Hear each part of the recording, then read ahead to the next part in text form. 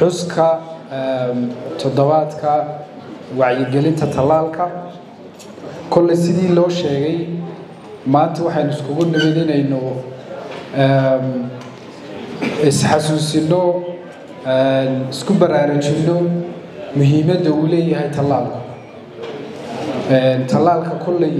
waxaan filayaa taariikhdiisu way dheer tahay waxaana lagu sheegaa waxyaabaha caafimaadka horumarka laga gaadhay qarniyadii u dambeeyey inuu kow ka yahay talaalka waayo waxaa laga yaabaa dawooyinka kale oo dhanba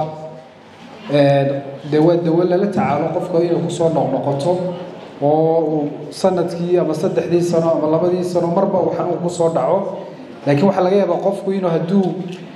talaal ka qaato ilmaha yar la siiyo in uu immunity ama difaac abadiya ama difaacaan hadduu xanuunku xitaa ku dhaco aan waxba yeelayno khatar badan gelinaynin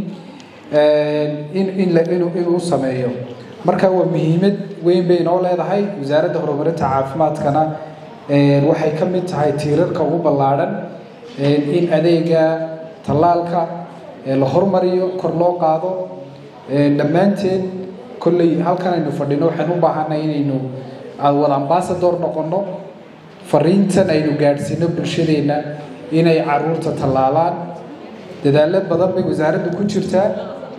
dadaaladaas oo ah inay gaadhsiiso talaalka goob walba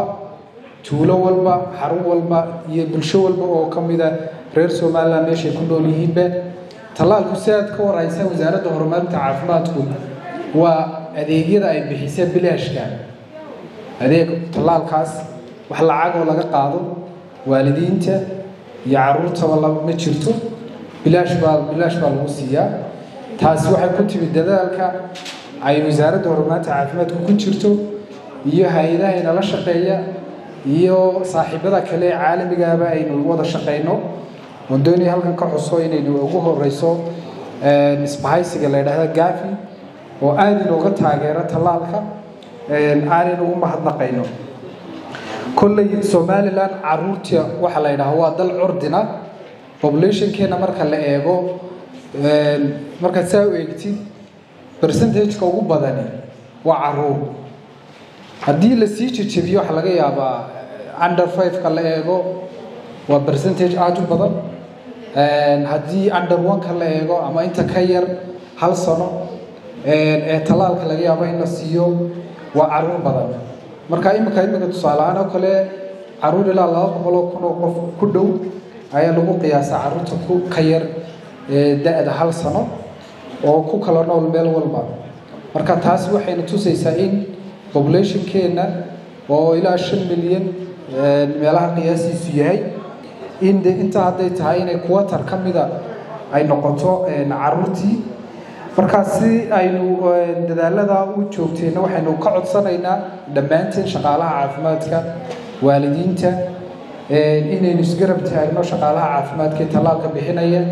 waxa laga yaabaa xarunta kaliya inaan ay oolin loogu yimaado goobaha guryaha loogu yimaado goobaha kale shaqada mararka qaar la gaarsiiyo intaaba lagu dadaalo inaynu ka hortagno xanuunada faafa dhaqaalaha wadanka talaalku qayb muhiim ah buu ka qaataa wala talaalka caafimaadka oo kaliya inuu baa laga yaabaa in dadku xagga ka eego laakiin dhaqaalahana waxbarashada qayb uu ka qaataa dhaqaalaha wadanka horumarku qayb uu ka qaataa ilmaha yar haddii laga badbaadiyo tusaale ahaan oo kale aad barbarinti ilmaha booliyo ku dhacdo iyo ilmaha aanay ku dhicin waxa laga yaabaa in production-ku soo saari lahaa uu dalka dhaqaalaha ugu fadhiyo in ay dhaqaalo badan wadankii ay ka lunto waxa laga yaabaa ilmaha yar inaanu shaqo tagin oo shaqo badan aanu qaban karin way dhici kartaa waxa laga yaabaa waxbarashadii inuu geli kari waayo waxa laga yaabaa marka dambe inay waxyaabo badan oo noloshiisii kalaba ay saameyn ku yeelato